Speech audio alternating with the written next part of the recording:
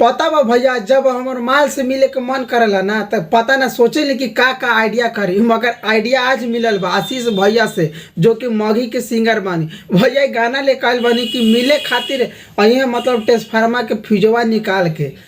भैया हमरा समझे में ना आयल जब ये गाना हम सुनी तक कि भाई सैड सॉन्ग निकाले वाला इंसान आज ही गाना निकाल देनी। भैया कभी कभी कहा ना कि आशीष भैया मतलब रोमांटिक सॉन्ग लेकर जानी जो कि दिल छू लेवेला। अब वैसे उनका गाना आवेला सैड सॉन्ग जो कि इतना बढ़िया लगा कि मत पूछनी। एगो नया नया गाना लेकर आइल बनी, ट्रांसफार्मर के फ्यूजवा निकाल के हमरा जो मिले आज। अरे भाई जब गाना सुनी तो बहुत ही बवाल के लगा, तो जाके एक बार सुनी इस चैनल से, बहुत ही बढ़िया बा गाना। काहे कि ये आइडिया हमरा आज मिलल, काहे कि हमरो 4 गो माल रहे। अगर हमारा आइडिया पहले से पता रही तो हमू जाके समझी मिलल कर लेती।